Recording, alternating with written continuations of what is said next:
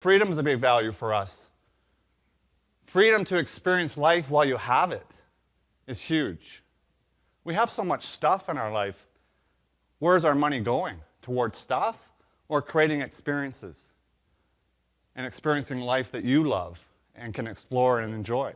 So I think any financial plan that you have in life has to mirror this. It has to be congruent to your values. Otherwise, how is it going to work? If you say your financial plan needs to have security, you better be sure that whatever financial products you have in place are going to meet that value. What mindset are you is a reality check. What comes to mind when I say scarcity and abundance? Anyone? Scarcity for me was worrying about money and having to work my butt off to make as much money as I could. Abundance for me, on the other end, is having a security plan and money that I know is going to always be there, or a passive income that I can rely on is abundance, and knowing that that money is there so I can spend more time with my family and create more experiences. We have to look at the myths around money. So I was spreading some risk around, and apparently it all wound up in your portfolio. That's from the New Yorker. Awesome cartoon there. So what comes to mind when we think about investing? One of the money myths that I had growing up was investing was this. Your money is saving. Investing was saving. Do you think that's true? Do you think that's a myth? Yeah, very good. You're not. Excellent. Here's the truth. Investing is taking on risk and volatility where you can lose all your money. And I was always thinking, geez, I'm investing. You know what? I'm saving. And I know I have to take on volatility and risk to actually save my money. But it really became a myth that I didn't know about until I started to look at the investments that I had and realized that really that wasn't true.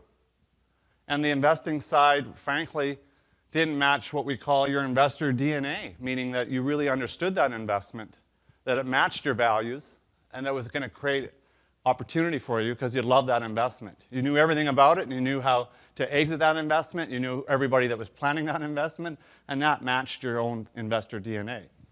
So the myth was that, geez, you know what, saving is investing. Not true. I don't want to lose every penny. So there's a big difference between saving and investing. And the myth around saving is your money doesn't grow when you save. It's like lazy money. Putting it into where? Into the backyard? Into under your bed or mattress, right? Was that saving too? And could you grow on that money? Obviously, you're not going to grow in a shoebox, are you? The actual truth is there's plans out there that actually can grow your savings, where preservation is key, where you don't lose your money. You actually maintain that money for your future, and that's very powerful, that side of saving versus investing, and how you've got to figure out how to separate those two.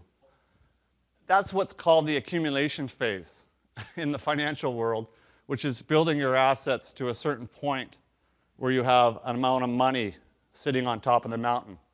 Now, would you love to stay on top of the mountain, everybody? Would you? Yeah, why not? It's beautiful. Eventually, you have to probably come down. So the accumulation phase is building up the wealth that you have for your future in your retirement years. Obviously, we want to live the life we love now, and we want to experience life now, as I mentioned earlier. I think you've got to have a balance between just accumulation and using your dollar today to create the experiences in your life or the opportunities in your life now. But eventually, you do need to have money down the road. There are not going to be cheaper Bahama cruises. Are you going to want to have, not the prime rib and have a round steak? Probably not. Are you going to be able to afford to top up your plan later? No. So we've got to make sure we have enough. And that's what's called the distribution phase. And that's coming down the mountain.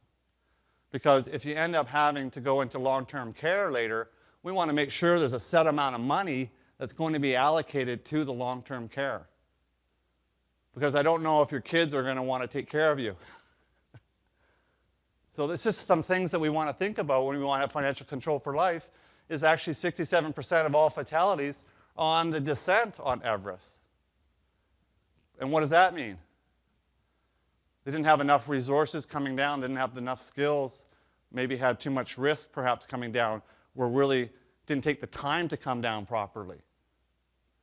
And that was an issue, right? Obviously. So in this case, we use this as making sure that we have enough money to ensure it's there until we end up leaving this place. And that's key, is the distribution phase. Whether it's 3 or 4% is really kind of the number. 5 is typically sometimes too high, and you end up running out of money when we run the scenarios of those calculations based on how much money you need to have that income for your future. So it's all about, okay, I need X amount of money for my conscious spending to live the lifestyle I want in my 60s, 70s, 80s, 90s. Obviously, you're not going to be traveling as much in your 80s, 90s, but you never know. One of our mentors is 86 and travels around North America and does presentations. You don't know. But we want to make sure that's always there on the distribution phase. Tax is a big issue, right, for all of us. It's not to say we're going to not pay tax, but what if we could pay less tax? And what's the impact of tax on that distribution we talked about coming down the mountain? So in this question here, if we take $1 and we double it over the 20-year period for every year, how much do we have after 20 years? Anybody take a stab at it?